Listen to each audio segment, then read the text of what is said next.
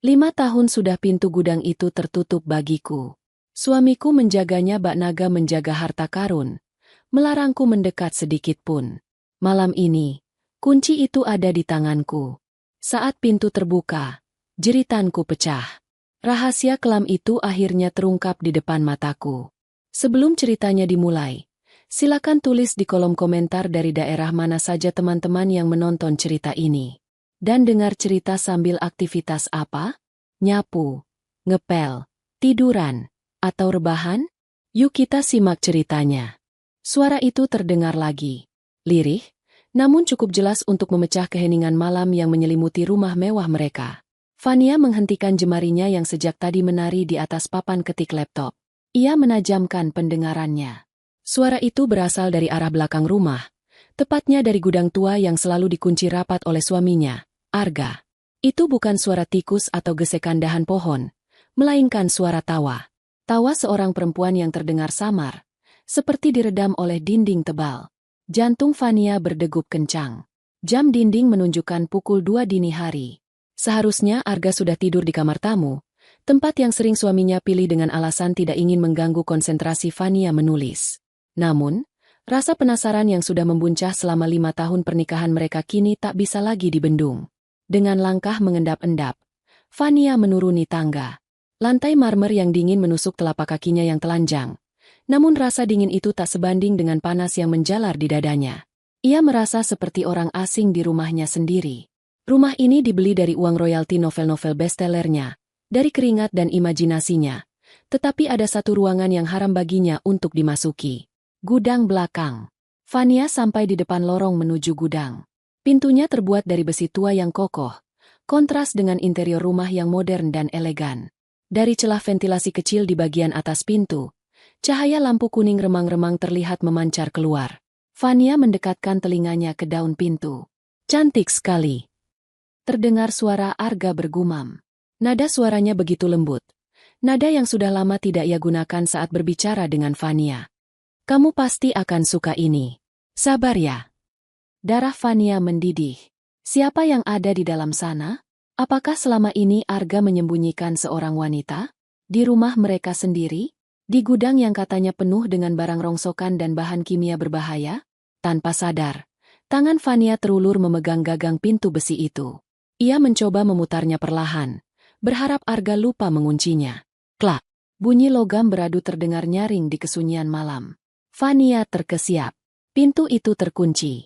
Namun, suara itu cukup untuk membuat aktivitas di dalam gudang terhenti seketika. Hening! Beberapa detik kemudian, terdengar langkah kaki terburu-buru mendekat ke arah pintu. Pintu besi itu terbuka dengan kasar, menimbulkan suara decit engsel yang menyakitkan telinga. Sosok Arga muncul di ambang pintu.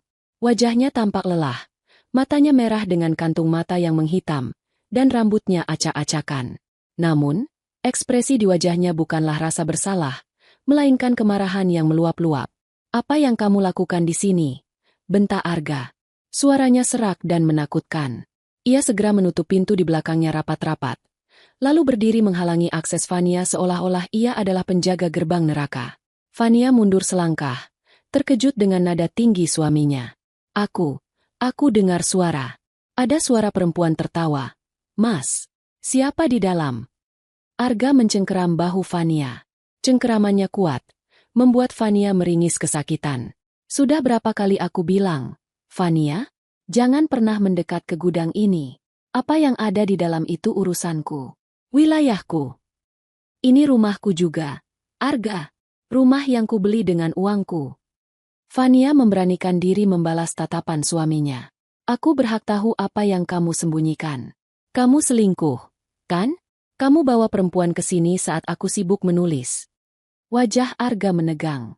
Rahangnya mengeras. Ia melepaskan cengkeramannya dengan kasar, membuat Fania hampir terhuyung ke belakang. Selingkuh. Arga tertawa getir. Tawa yang terdengar kering dan hampa. Kamu pikir aku punya waktu untuk itu? Kamu pikir mengurus semua kebutuhanmu, mengurus rumah ini, itu pekerjaan mudah? Kalau begitu buka pintunya. Biar aku lihat. Tantang Fania. Matanya mulai berkaca-kaca. Tidak. Arga membentak lebih keras, membuat Fania tersentak. Napas Arga memburu. Kamu tidak boleh masuk ke sana. Di sana banyak debu, bahan kimia pembersih, dan barang tajam. Ingat paru-paru kamu lemah. Fania. Ingat kata dokter. Kamu cuma perlu duduk manis di kamar, menulis novel-novel hebatmu, dan nikmati hidupmu. Jangan jadi istri pembangkang yang mencari masalah. Fania menatap suaminya dengan perasaan campur aduk antara takut, marah, dan jijik. Ia melihat kemeja kaos Arga yang kusam dan penuh noda hitam, mungkin oli atau kotoran gudang. Baunya apek, bercampur dengan aroma aneh seperti bau kertas tua dan tinta yang menyengat. Bukan bau parfum wanita seperti yang Fania bayangkan. Tapi suara tawa tadi, ia yakin tidak salah dengar. Kamu berubah, Mas, bisik Fania. Air matanya menetes. Dulu kamu tidak pernah membentakku seperti ini. Dulu kamu tidak punya rahasia. Arga mengusap wajahnya dengan kasar. Tangannya gemetar hebat. Fania melihat getaran itu. Apakah itu getaran kemarahan? Atau ketakutan? Masuk ke kamar, Fania. Perintah Arga dengan suara yang lebih rendah namun dingin. Tidur. Lupakan apa yang kamu dengar. Itu cuma imajinasimu karena terlalu lelah menulis. Besok pagi aku buatkan sarapan kesukaanmu. Jangan paksa aku melakukan hal yang kasar. Fania menatap pintu besi di belakang Arga sekali lagi. Ia merasa dikecilkan. Ia merasa diremehkan. Padahal dialah sang bintang di rumah ini. Dialah Fania, penulis novel romansa misteri yang karyanya selalu dinanti ribuan penggemar. Sementara Arga, dia hanyalah suami yang sudah 5 tahun menganggur dan kerjanya hanya menyibukkan diri dengan proyek rahasia di gudang yang tak menghasilkan uang sepeser pun. Baik, ucap Fania dingin. Ia membalikkan badan dan melangkah pergi tanpa menoleh lagi. Tapi ingat, Mas, sepandai-pandainya kamu menyimpan bangkai, baunya akan tercium juga. Fania naik ke kamarnya dengan hati hancur. Ia merasa terhina. Namun, di balik rasa sakit hati itu, sebuah tekad baja mulai terbentuk. Arga meremehkannya. Arga pikir Fania adalah wanita lemah yang bisa dibohongi dengan alasan kesehatan dan debu. Malam ini, Arga menang. Tapi Fania bersumpah, ia akan mencari tahu apa yang sebenarnya terjadi di balik pintu besi itu, apapun risikonya. Pagi menyapa dengan sinar matahari yang menyelinap masuk melalui celah tirai kamar Fania. Namun, kehangatan pagi itu tidak mampu mencairkan suasana beku di meja makan. Arga, seperti janjinya semalam, telah menyiapkan sarapan. Nasi goreng dengan telur mata sapi setengah matang, persis seperti kesukaan Fania. Arga duduk di ujung meja, menyantap makanannya dalam diam. Wajahnya masih terlihat lelah. Lingkaran hitam di bawah matanya semakin jelas terlihat di bawah cahaya matahari pagi. Ia tidak menyentuh kopi hitamnya. Sesekali ia melirik Fania, seolah ingin mengatakan sesuatu, namun mengurungkannya kembali. Fania hanya mengaduk-aduk nasi gorengnya tanpa selera.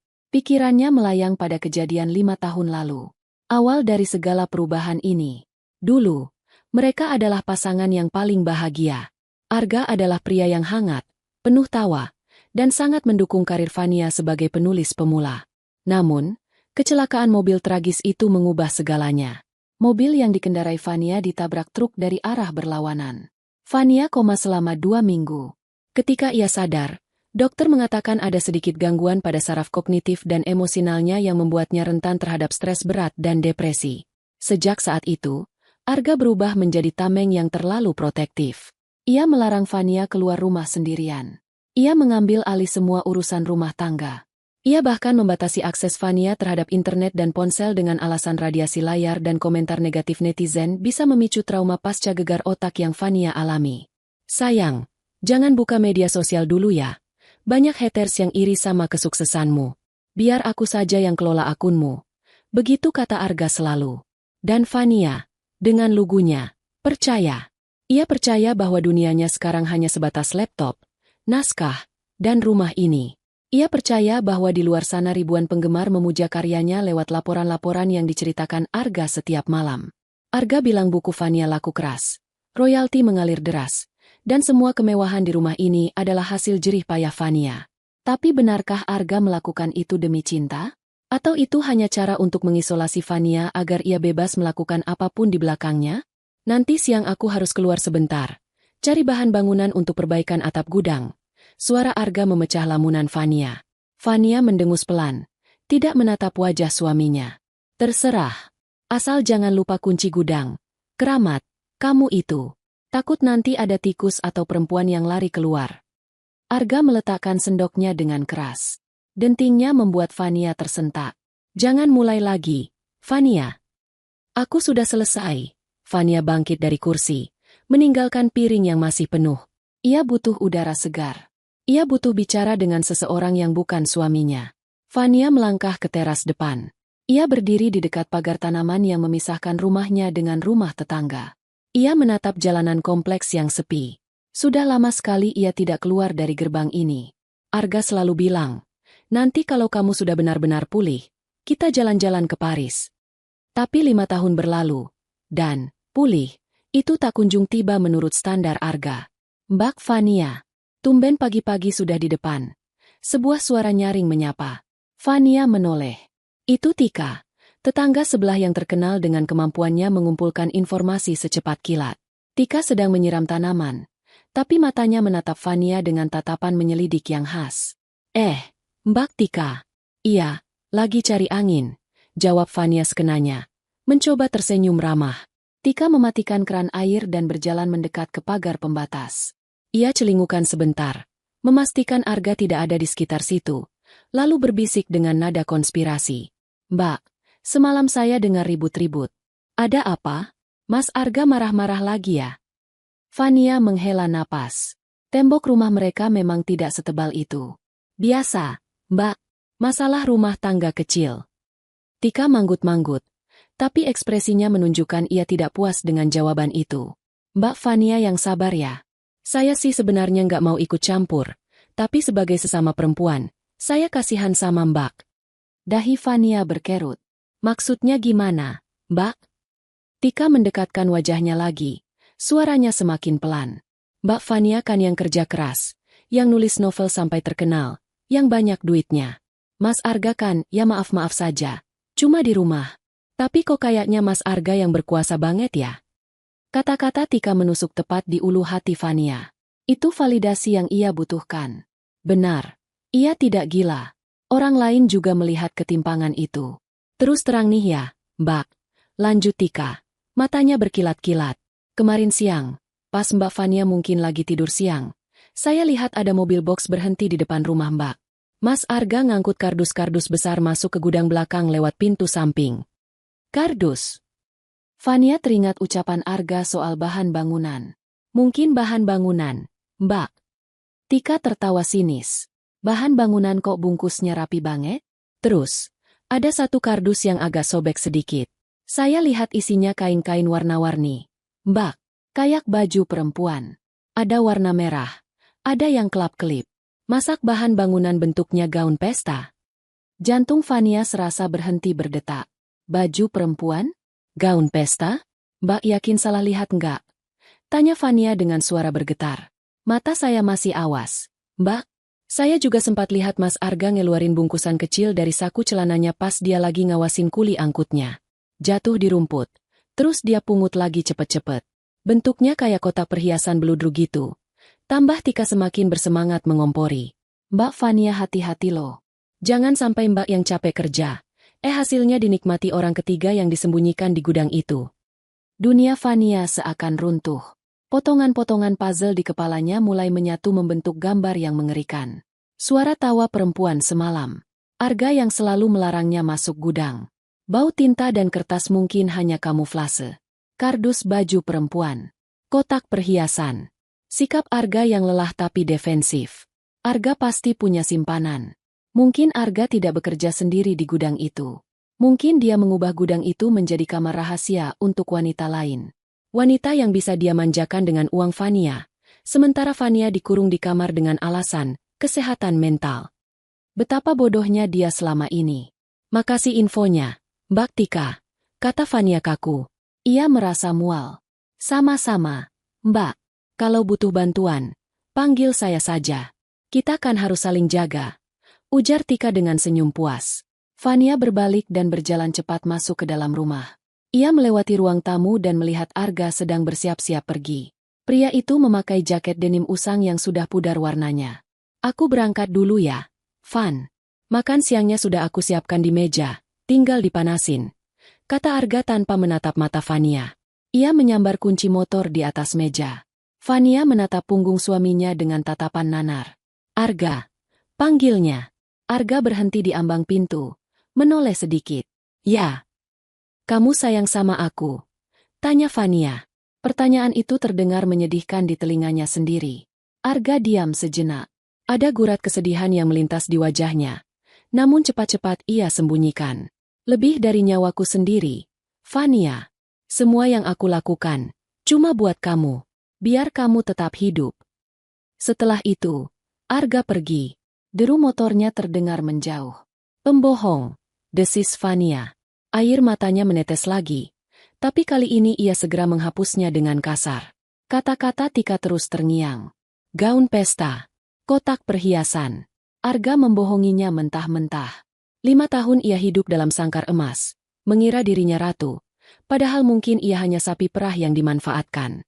Kemarahan Fania berubah menjadi tekad yang dingin. Ia tidak akan tinggal diam lagi.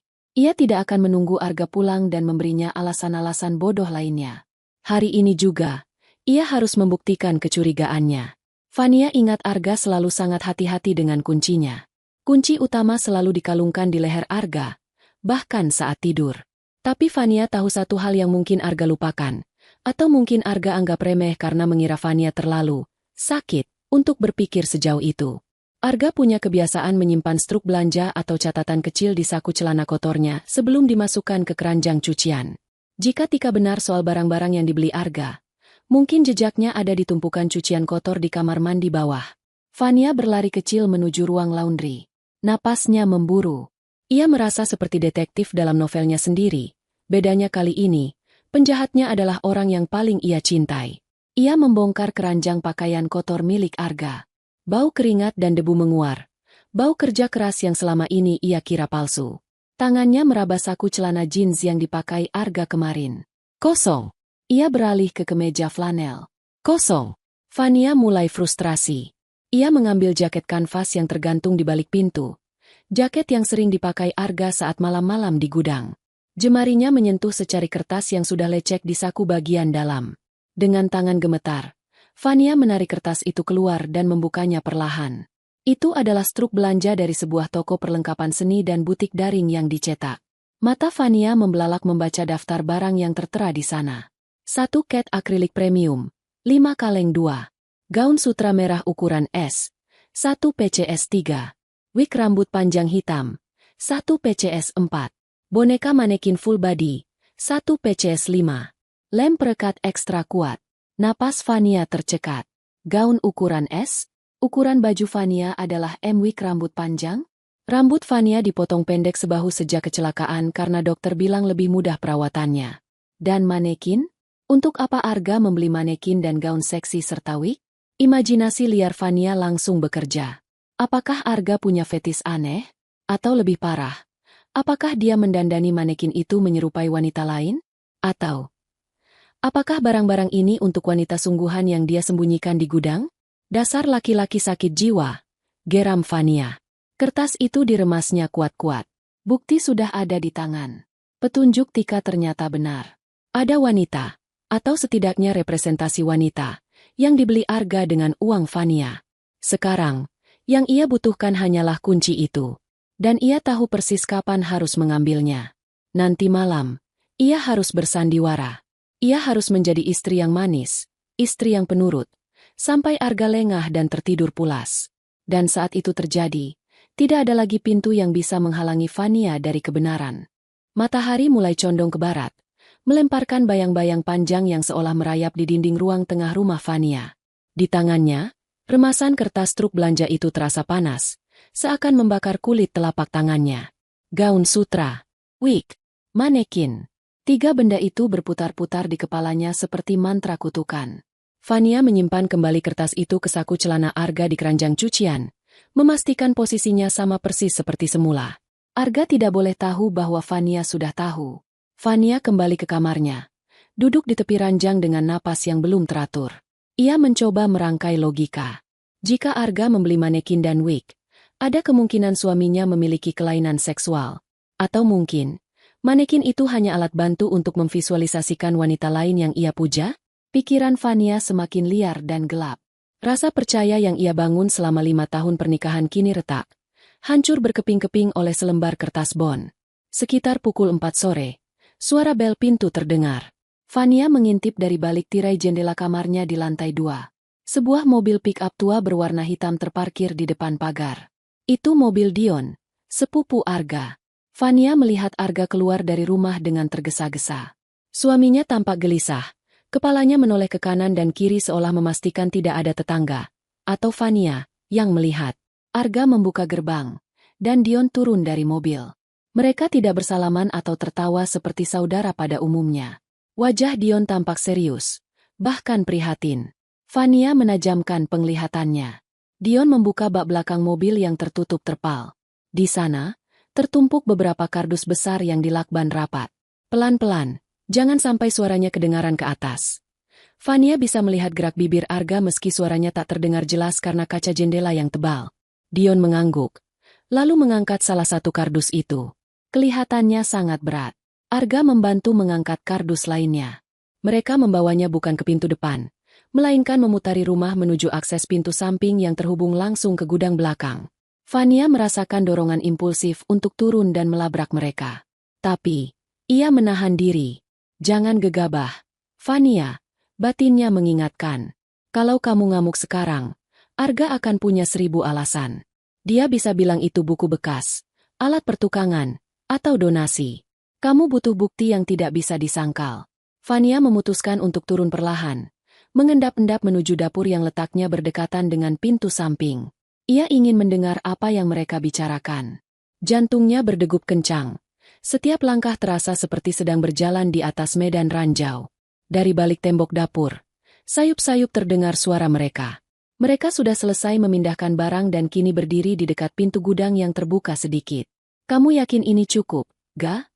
Suara Dion terdengar berat. Duit tabunganmu sudah makin tipis. Kalau ini gagal lagi gimana? Kamu nggak kasihan sama dirimu sendiri? SSST, pelankan suaramu. Desis Arga. Aku nggak punya pilihan, Yon. Ini satu-satunya cara. Stok yang lama sudah rusak kena lembab. Aku harus ganti yang baru biar kelihatan sempurna. Stok lama? Rusak? Kelihatan sempurna?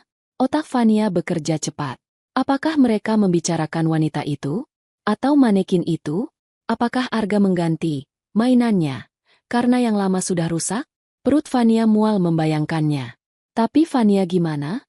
Sampai kapan kamu bohongin dia? Tanya Dion lagi. Sampai aku mati kalau perlu, jawab Arga tegas. Namun ada nada keputusasaan yang kental dalam suaranya. Dia nggak boleh tahu kenyataannya. Kalau dia tahu, itu akan menghancurkan dia. Yon, aku cuma mau dia bahagia dengan dunianya. Kamu gila, Ga. Sumpah, kamu gila. Cinta sih cinta, tapi ini obsesi, gerutu Dion. Biarin aku gila. Yang penting dia tetap nulis. Yang penting dia merasa hidup. Sudah, kamu pulang sana sebelum dia bangun. Ini, buat bensin. Fania mendengar suara langkah kaki menjauh. Arga menyuruh Dion pergi. Percakapan itu singkat, tapi dampaknya luar biasa bagi Fania. Dia nggak boleh tahu kenyataannya. Aku cuma mau dia bahagia dengan dunianya. Kalimat itu terdengar manis jika diucapkan dalam konteks romantis. Tapi bagi Fania saat ini, itu terdengar manipulatif. Arga menganggap Fania seperti anak kecil yang hidup dalam gelembung sabun. Arga menciptakan dunia palsu, agar Fania tidak tahu kebusukan suaminya di gudang itu. Malam harinya, suasana makan malam terasa lebih mencekam dari biasanya bagi Fania. Ia berusaha bersikap normal, tapi sulit sekali menelan makanan saat ia tahu suaminya adalah seorang pembohong ulung. Setelah makan, seperti biasa, Arga membawakan segelas air putih dan 1 butir pil berwarna putih kecil. Ini vitamin sarafnya. Sayang, diminum ya, biar tidurmu nyenyak dan besok bisa nulis lagi dengan segar. Kata Arga dengan senyum yang terlihat dipaksakan. Matanya tampak sangat sayu, seolah dia sendiri tidak tidur berhari-hari. Fania menatap pil itu. Selama 5 tahun, ia patuh meminumnya. Dokter, yang ternyata teman Arga itu, bilang ini untuk menjaga stabilitas emosinya pasca kecelakaan. Tapi malam ini, kecurigaan Fania mengubah segalanya. Bagaimana kalau ini bukan vitamin? Bagaimana kalau ini obat penenang? Atau obat tidur dosis tinggi? Pantas saja setiap malam Fania tidur seperti orang mati dan tidak pernah mendengar apapun. Pantas saja dia selalu bangun kesiangan dengan kepala berat. Arga sengaja membiusnya. Arga membiusnya agar dia bisa bebas masuk ke gudang itu, bermain dengan manekinnya, atau mungkin memasukkan wanita lain tanpa takut Fania terbangun. Kemarahan Fania memuncak, tapi wajahnya tetap datar. Ia mengambil gelas dan pil itu. "Makasih, Mas," ucap Fania pelan. Saat Arga membalikan badan untuk mematikan lampu dapur, dengan gerakan secepat kilat Fania menyelipkan pil itu ke bawah lidahnya, tidak menelannya. Ia lalu meminum air dalam gelas dengan tegukan besar untuk meyakinkan Arga. "Pintar." Arga berbalik, mengusap kepala Fania dengan lembut. Sentuhan itu dulu terasa menenangkan. Sekarang terasa seperti sentuhan pengkhianat. "Sekarang ayo naik. Istirahat." Fania mengangguk. Ia masuk ke kamar mandi, dan segera memuntahkan pil yang mulai terasa pahit itu ke dalam kloset, lalu menyiramnya. Saat ia menatap cermin, Fania melihat pantulan wanita yang berbeda. Bukan lagi Fania yang rapuh dan penurut. Ini adalah Fania yang sedang memegang senjata terkuatnya, kesadaran. Malam ini, dia tidak akan tidur. Malam ini, obat bius Arga tidak akan bekerja. Dan malam ini, Fania akan membongkar semuanya. Jarum jam menunjukkan pukul 10 malam. Fania berbaring di tempat tidur, mengatur napasnya agar terdengar teratur, seolah-olah ia sudah terlelap dalam pengaruh obat. Di samping tempat tidur, Arga duduk di kursi kayu kecil, menatap Fania lekat-lekat. Fania bisa merasakan tatapan itu. Biasanya, ia akan merasa aman ditunggui suaminya. Tapi sekarang, ia merasa seperti objek pengamatan. Apa dia memastikan aku sudah pingsan sebelum dia pergi ke gundiknya? Batin Fania berteriak. "Maafkan aku, Fania." Bisik Arga lirih, nyaris tak terdengar. Suaranya pecah, syarat dengan beban yang teramat berat. Tangan kasar Arga membelai pipi Fania sekilas. Dalam hati, Fania mencibir. "Permintaan maaf seorang pendosa. Simpan saja maafmu untuk nanti, Mas." Beberapa menit berlalu. Fania mendengar suara kursi bergeser. Langkah kaki Arga terdengar menjauh, keluar dari kamar. Pintu kamar ditutup perlahan. Fania membuka matanya. Gelap. Hanya cahaya bulan yang masuk dari ventilasi. Ia menunggu 10 menit, 20 menit. Memastikan Arga sudah benar-benar sibuk di bawah. Dengan gerakan perlahan, Fania bangkit. Kepalanya terasa jernih, tanpa pengaruh obat tidur yang biasanya membuatnya linglung. Ia mengenakan sandal rumah yang empuk agar langkahnya tidak bersuara. Jantungnya berpacu cepat. Adrenalin membanjiri tubuhnya. Ini adalah misi paling berbahaya dalam hidupnya. Mencuri kunci dari sang penjaga naga. Fania tahu kebiasaan Arga. Kunci gudang itu tidak pernah diletakkan sembarangan. Kunci itu tergantung pada sebuah kalung tali hitam yang selalu melingkar di leher Arga. Bahkan saat tidur pun Arga memakainya. Satu-satunya kesempatan Fania adalah jika Arga sedang tidur, atau sedang mandi. Tapi Arga jarang mandi malam. Fania menuruni tangga selangkah demi selangkah. Rumah itu sunyi senyap. Tidak ada suara tawa wanita malam ini. Mungkin, wanita itu belum datang, atau Arga sedang menunggunya? Sesampainya di lantai bawah, Fania mengintip ke ruang tengah. Televisi menyala dengan volume yang dimatikan total. Hanya menampilkan pendar cahaya biru yang menerangi ruangan. Di sofa panjang yang usang, Arga tertidur. Fania terpaku. Posisinya bukan posisi tidur yang nyaman. Arga tidur sambil duduk, kepalanya terkulai ke sandaran sofa, mulutnya sedikit terbuka, dan dengkuran halus terdengar. Di pangkuannya ada beberapa lembar kertas yang berserakan, sepertinya tagihan listrik dan air. Di meja, ada kalkulator dan buku catatan kecil. Pemandangan ini sempat membuat hati Fania goyah. Arga terlihat begitu menyedihkan. Wajahnya tirus, tulang pipinya menonjol. Kaos yang dipakainya bolong kecil di bagian bahu. Kenapa dia terlihat semenderita ini kalau dia punya simpanan? Bukankah biasanya suami yang selingkuh itu terlihat lebih bahagia dan rapi? Tapi Fania segera menepis rasa iba itu. Ini pasti akting.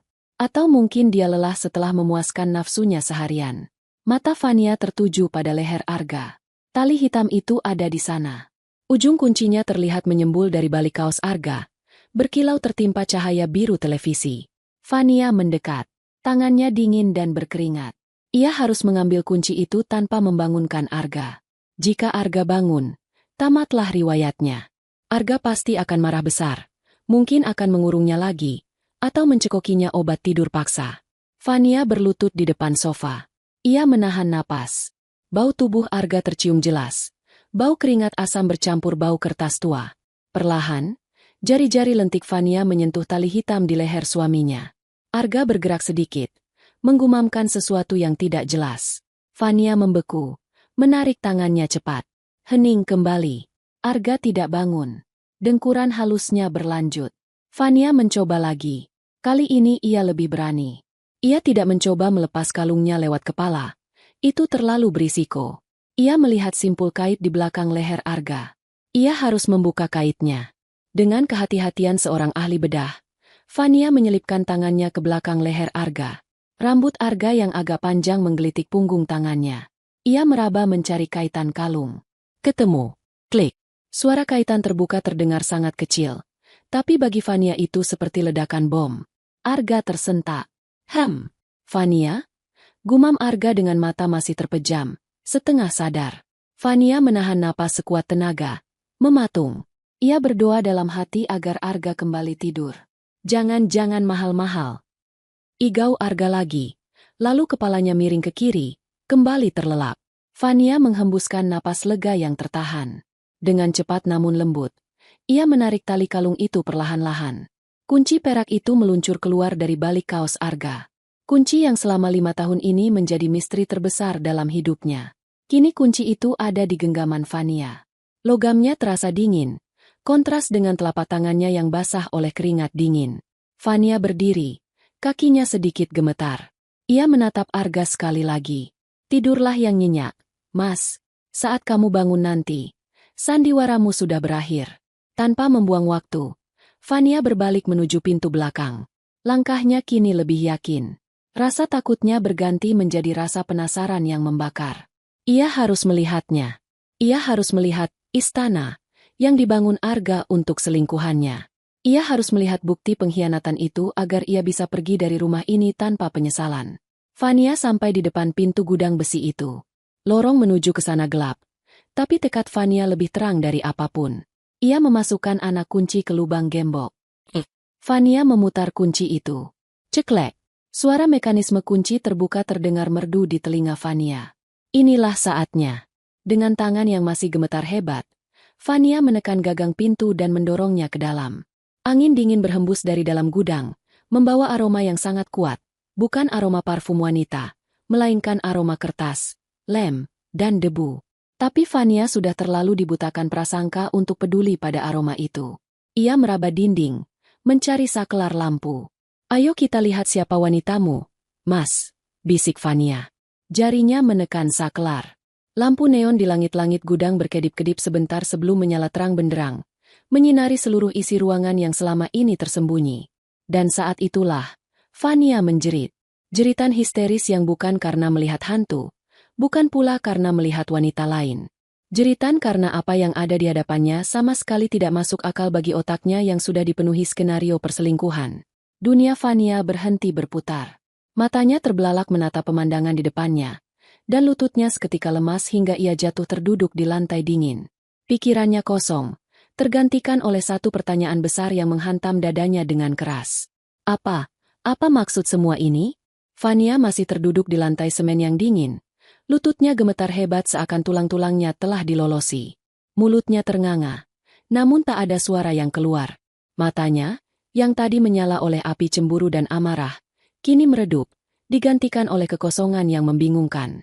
Di hadapannya, gudang itu membentang luas. Tidak ada kasur empuk untuk berselingkuh. Tidak ada perabotan mewah untuk memanjakan wanita simpanan. Tidak ada aroma parfum menyengat yang memabukkan. Yang ada hanyalah buku. Ribuan. Mungkin puluhan ribu. Gudang seluas 6 kali 8 meter itu sesak oleh tumpukan kardus yang menjulang tinggi hingga nyaris menyentuh langit-langit. Dinding-dinding gudang itu seolah tersusun dari bata-bata kertas. Dan di setiap sisi kardus yang terbuka, Fania melihat sampul buku yang sangat ia kenal. Cinta di ujung senja. Rindu yang tak pulang.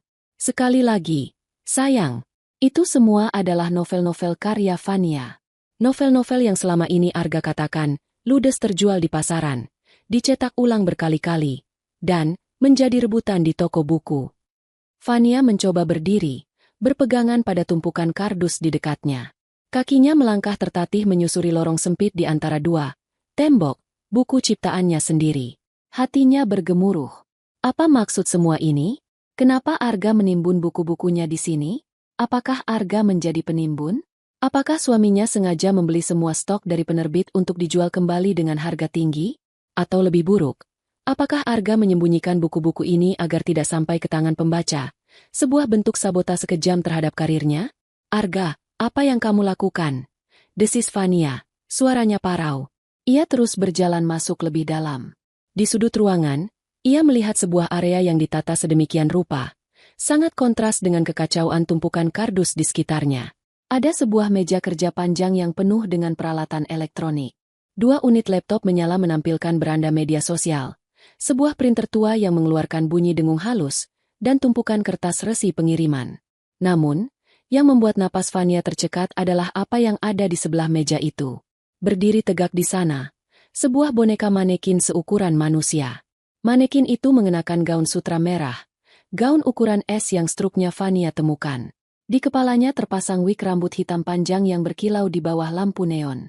Tangan kaku manekin itu ditekuk sedemikian rupa, memegang sebuah buku novel terbaru Fania, diarahkan ke sebuah kamera yang terpasang di atas tripod. Di belakang manekin itu, tergantung kain latar belakang bergambar kafe di Paris yang sangat realistis. Ada juga lampu sorot kecil yang mengarah ke wajah plastik manekin itu. Fania merasa mual. Ia mendekat ke arah meja kerja Arga. Di sana, berserakan puluhan kartu perdana seluler. Di layar laptop yang menyala, Fania melihat akun Instagram bernama Pecinta Fania_official sedang terbuka.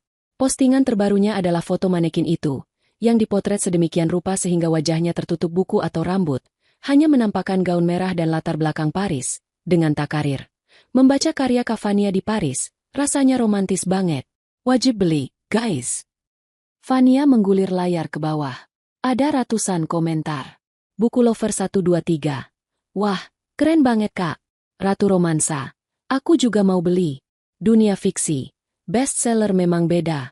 Fania mengecek akun-akun yang berkomentar itu. Ia membuka tab lain di Pramban. Ternyata, semua akun itu login di laptop yang sama. Tangan Fania gemetar menyentuh mouse. Arga yang membuat semua komentar itu? Arga yang memotret manekin itu? Arga yang berpura-pura menjadi ratusan penggemar Fania? Kemudian, mata Fania tertuju pada sebuah alat pemutar suara tua di ujung meja. Sebuah tape recorder kecil. Kabelnya tersambung ke pengeras suara mini. Fania menekan tombol play dengan jari telunjuknya yang dingin. Hahaha, Mas Arga bisa saja. Iya, aku senang sekali menulis. Menulis itu hidupku. Suara itu memenuhi ruangan. Suara tawa renyah, diikuti kalimat penuh semangat. Fania mundur selangkah, menabrak tumpukan buku di belakangnya hingga runtuh berserakan. Itu suaranya. Itu suara Fania sendiri 5 tahun lalu, saat wawancara radio pertamanya sebelum kecelakaan. Suara tawa itulah yang ia dengar semalam. Bukan suara wanita selingkuhan. Arga memutar rekaman suara Fania yang bahagia untuk menemani malam-malam sepinya di gudang ini. Kepala Fania pening. Realitasnya berputar terbalik. Ia mengira Arga berkhianat dengan tubuh wanita lain.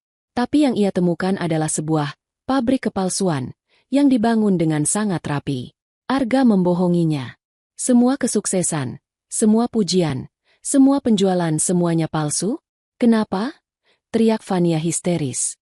Ia menyambar buku yang dipegang manekin itu dan melemparkannya ke dinding. Kenapa kamu lakukan ini padaku, Arga? Amarah Fania meledak. Ia merasa seperti orang bodoh. Ia merasa dipermainkan. Ia mengira dirinya penulis hebat, ratu bestseller. Tapi ternyata dia hanya ratu di kerajaan kardus yang dibangun suaminya di gudang pengap.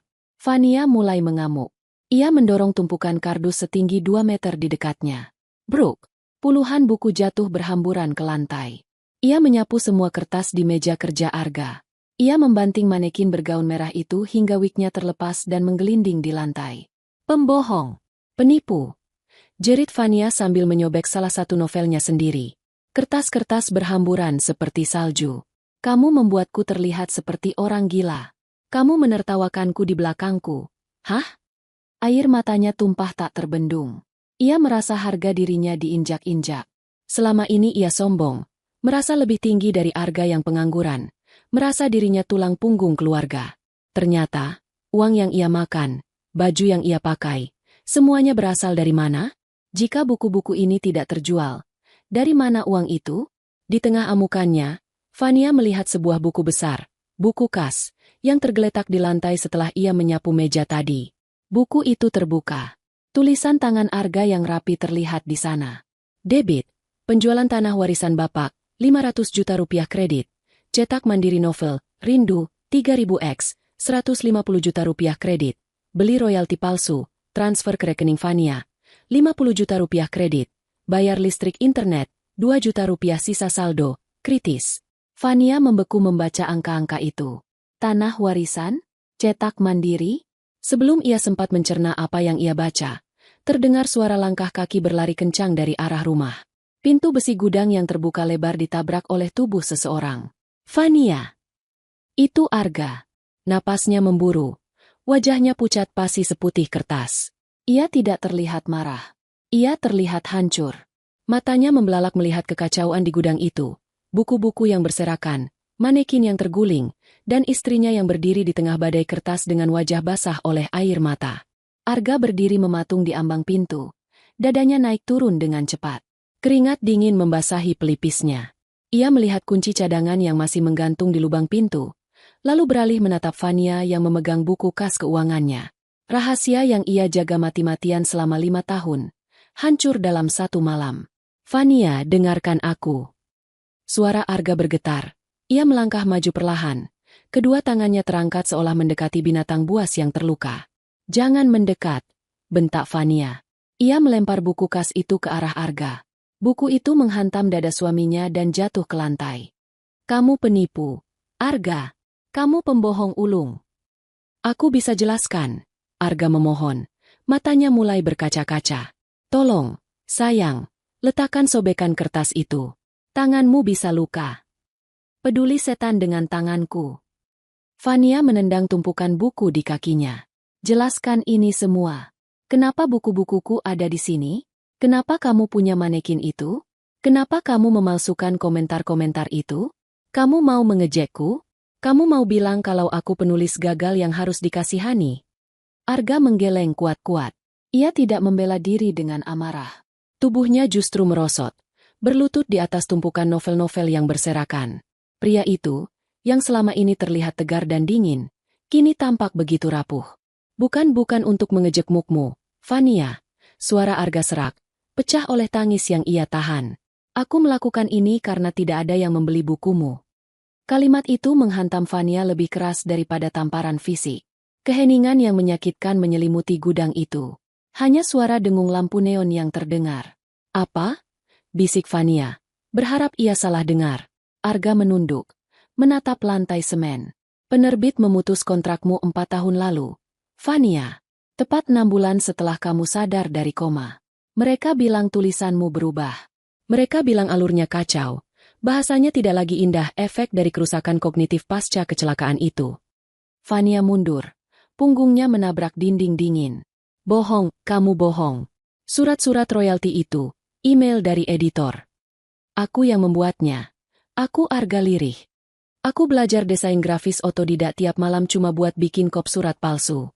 Aku bikin email palsu atas nama editor kamu. Aku nggak tega kasih tahu kamu kalau naskahmu ditolak mentah-mentah. Kenapa?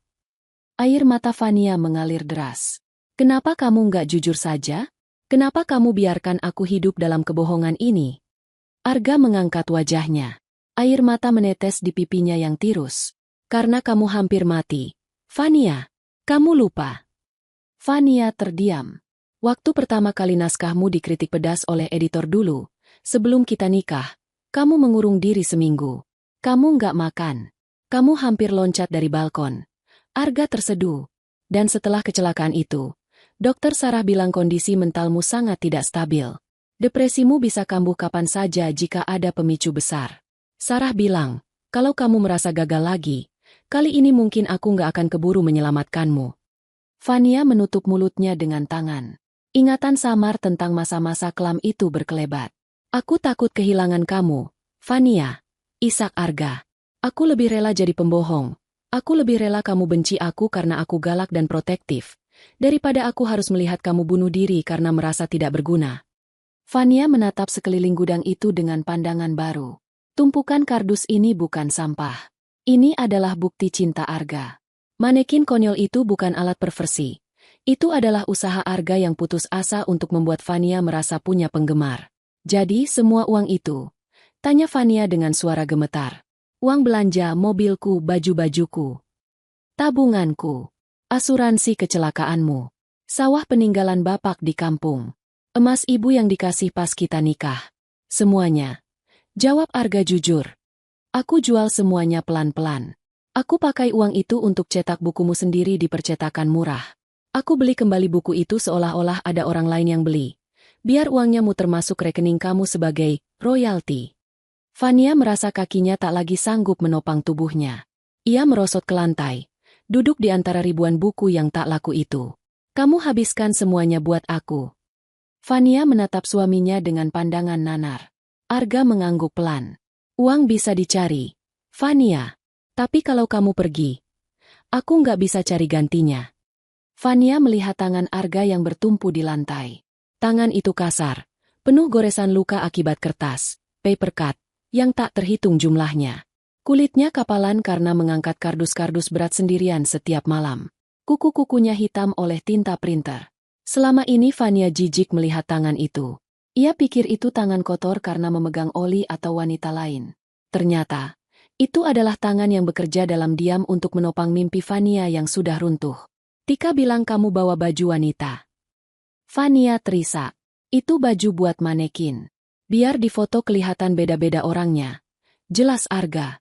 Aku harus ganti gaya tiap hari biar kamu percaya fans kamu banyak. Dion datang bawa paket. Dia bantu aku bawa stok buku dari percetakan lewat pintu belakang. Biar kamu nggak lihat tumpukannya. Semua terjawab sudah. Tidak ada perselingkuhan. Tidak ada kejahatan. Yang ada hanyalah pengorbanan yang begitu besar hingga tak masuk akal. Pengorbanan yang dilakukan seorang suami yang rela hidup miskin dan dianggap jahat. Asalkan istrinya bisa tersenyum bangga di depan cermin setiap pagi. Rasa bersalah menghantam Fania bak gelombang pasang. Ia telah menuduh malaikat pelindungnya sebagai iblis. Ia hidup dalam kemewahan semu di atas penderitaan suaminya. Mas Arga. Fania merangkak mendekati suaminya. Arga menyambutnya. Ia tidak menolak. Ia membuka lengannya dan memeluk Fania erat-erat. Pelukan yang bau apek gudang, bau keringat, dan bau debu. Tapi bagi Fania saat itu adalah bau paling wangi di dunia. Bau ketulusan. Maafin aku, Mas. Maafin aku. Fania meraung di dada Arga. Aku bodoh. Aku jahat sama kamu. Arga mengelus rambut Fania, mencium puncak kepalanya berkali-kali. Nggak apa-apa, sayang. Nggak apa-apa. Yang penting kamu selamat. Yang penting kamu ada di sini sama aku. Tapi kita bangkrut, Mas. Uangmu habis. Tangis Fania semakin jadi. Ia melihat sekeliling. Gudang ini isinya cuma sampah karanganku. SSST. Arga menangkup wajah Fania, menghapus air matanya dengan ibu jarinya yang kasar. Ia tersenyum, senyum tulus yang sudah lama hilang dari wajahnya. Ini bukan sampah. Ini karya istriku. Dan buat aku, kamu tetap penulis terbaik di dunia, ada atau tanpa pembaca lain.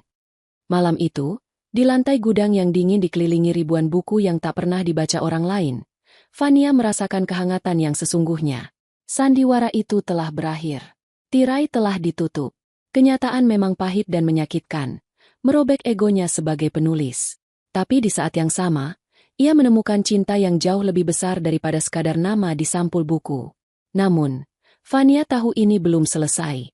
Realita finansial dan kondisi mentalnya harus dihadapi. Dan Dokter Sarah, yang namanya disebut Arga, akan menjadi kunci berikutnya untuk memulihkan apa yang tersisa dari jiwa Fania. Keheningan di dalam gudang itu terasa lebih berat daripada ribuan tumpukan buku yang mengelilingi mereka.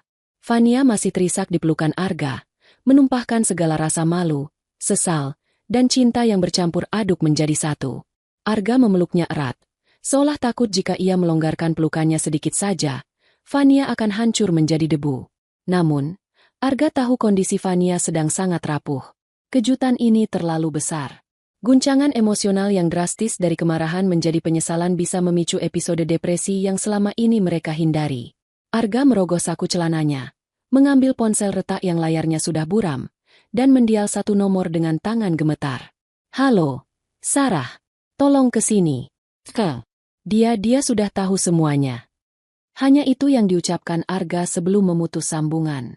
Ia kembali menatap Fania yang kini tampak linglung. Matanya bengkak menatap kosong ke arah manekin yang terguling. "Kita masuk ke rumah ya, sayang? Di sini dingin." Bujuk Arga lembut. Fania menggeleng lemah. "Aku pantas di sini, Mas. Di antara kebohongan-kebohongan ini." "Jangan bicara begitu. Ini bukan kebohongan. Ini perlindungan." Arga mengangkat tubuh Fania perlahan. Meskipun Fania memberontak pelan, tenaga Arga yang terbiasa mengangkut kardus jauh lebih kuat. Ia memapah istrinya keluar dari istana kardus itu, melewati pintu besi yang kini tak lagi menakutkan, melainkan menyedihkan. Sesampainya di ruang tengah, Arga mendudukkan Fania di sofa. Ia berlari ke dapur mengambil air hangat. Saat ia kembali, Fania sedang menatap nanar ke sekeliling ruang tamu mewah mereka. Lukisan di dinding, vas bunga kristal, televisi layar datar yang besar. "Semua ini kita harus jual, kan Mas?" tanya Fania lirih saat Arga menyodorkan gelas. "Kita sebenarnya miskin, kan?" Arga tersenyum kecut, duduk di lantai di dekat kaki Fania. "Kita tidak miskin, Fania. Kita cuma kehabisan uang tunai.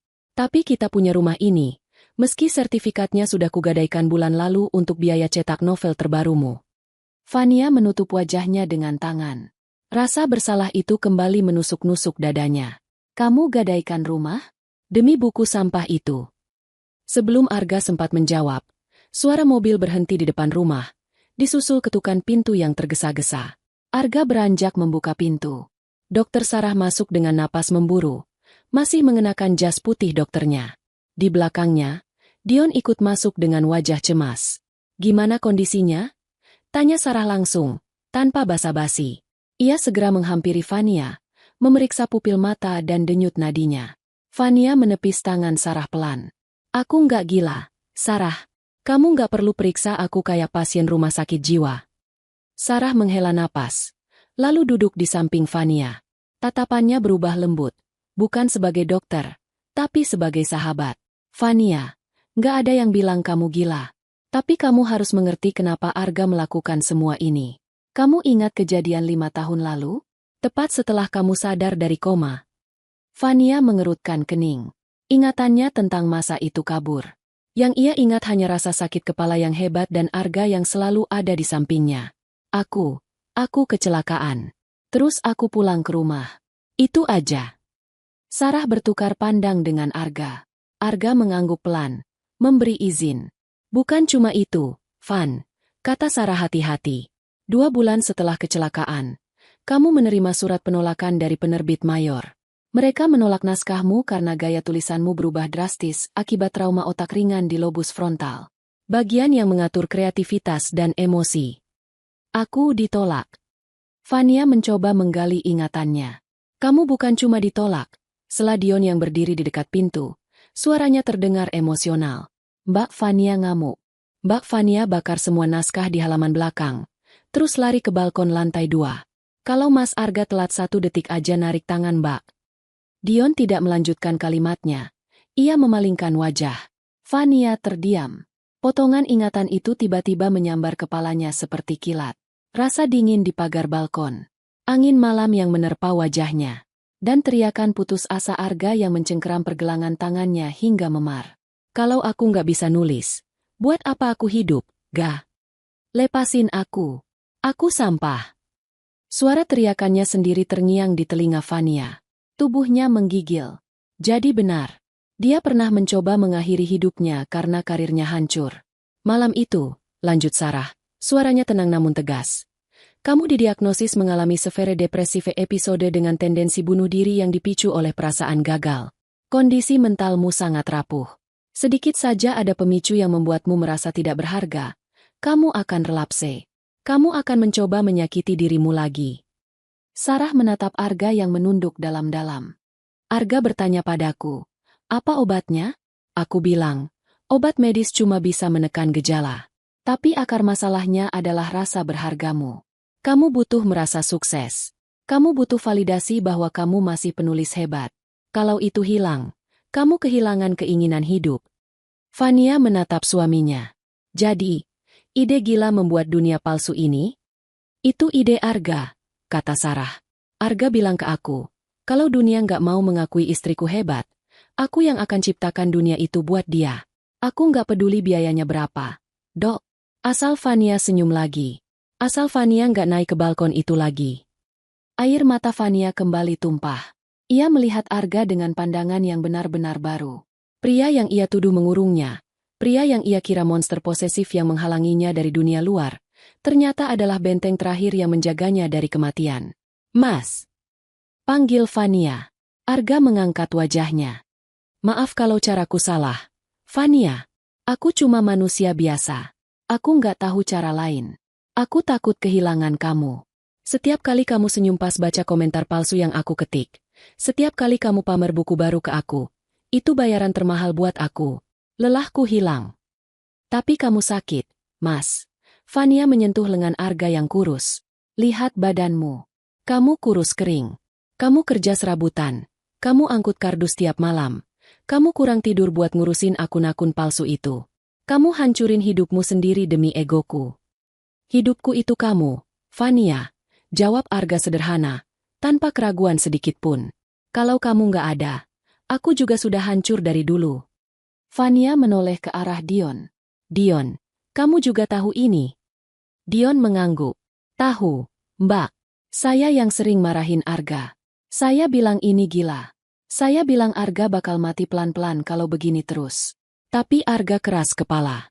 Dia jual tanah warisan bapak. Dia jual semua aset. Cuma biar Mbak Fania tetap merasa jadi queen. Suasana hening sejenak. Hanya suara isak tangis Fania yang terdengar. Namun kali ini, tangisnya bukan tangis kemarahan, melainkan tangis penyembuhan.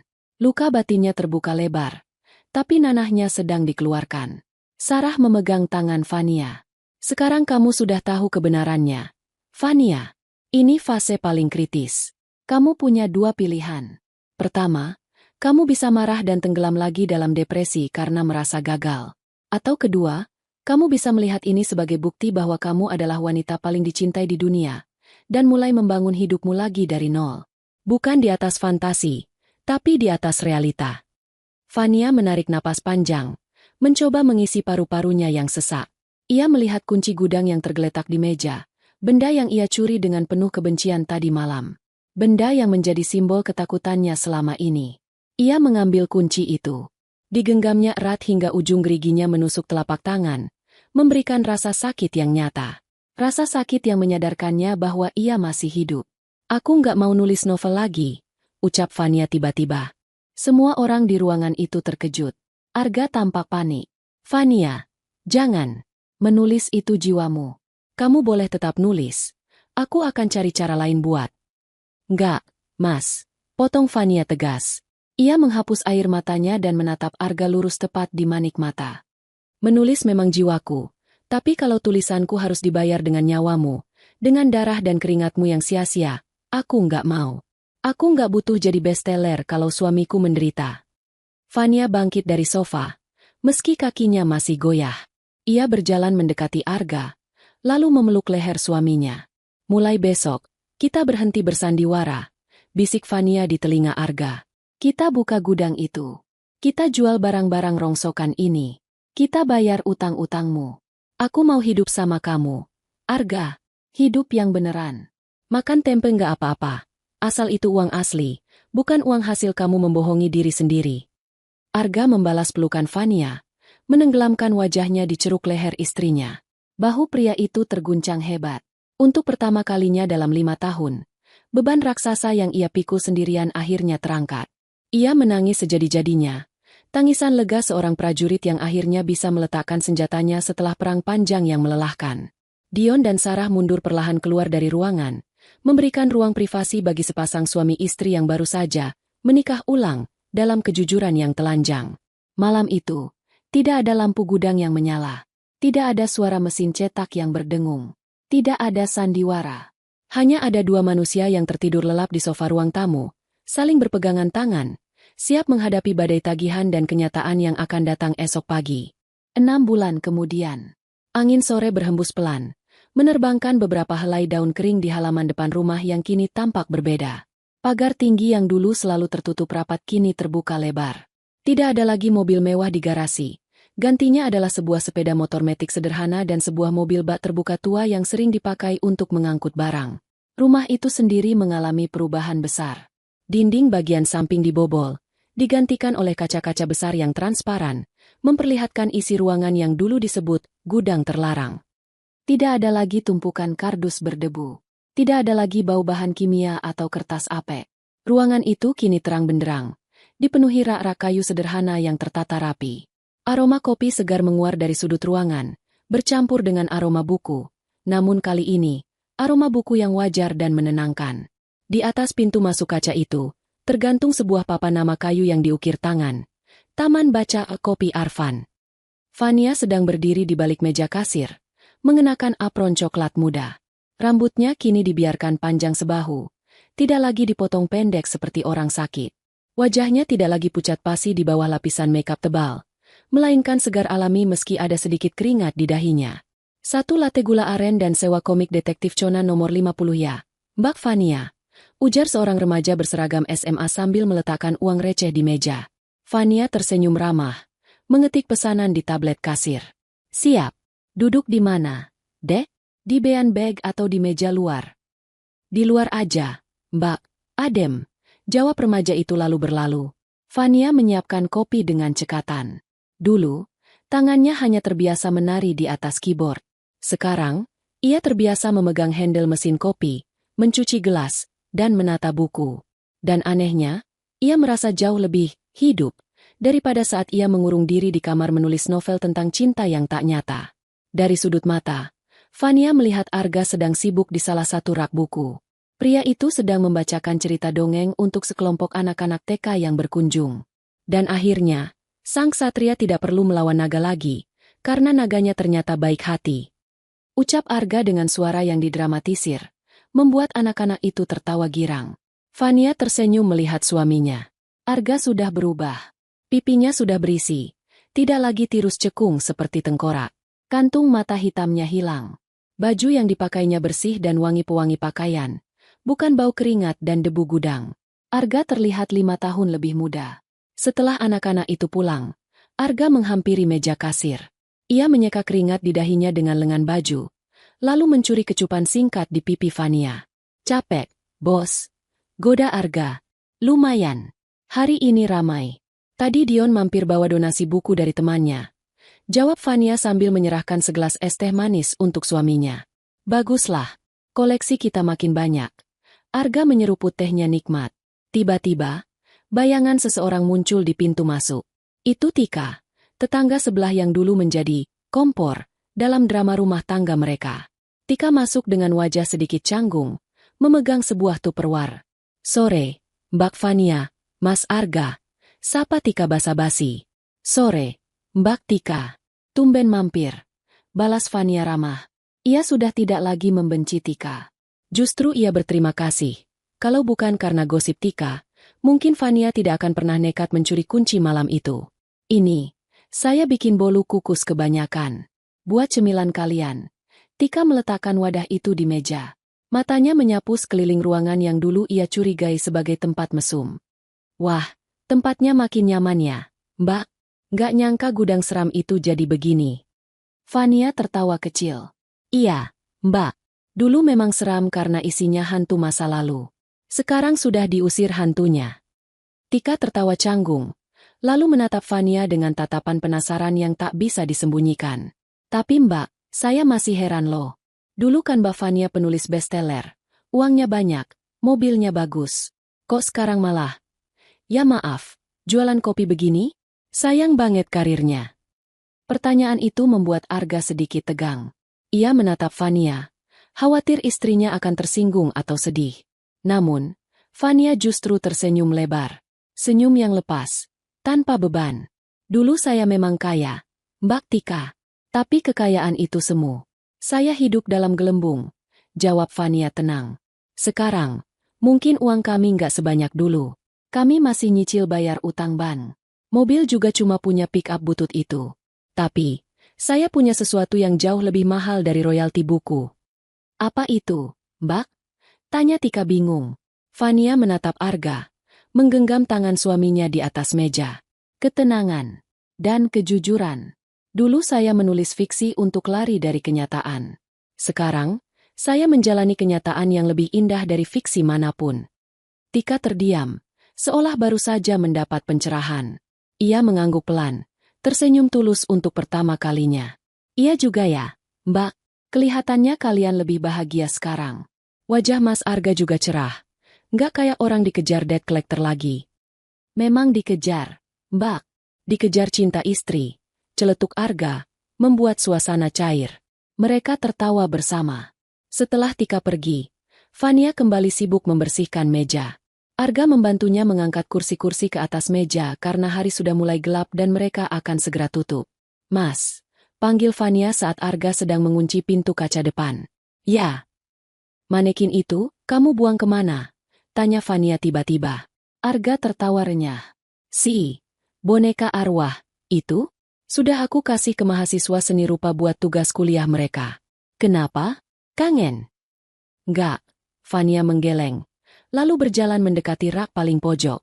Di sana, terselip satu buku novel karya Fania. Itu adalah satu-satunya eksemplar yang ia simpan dari ribuan buku yang dulu menumpuk di sini. Sisanya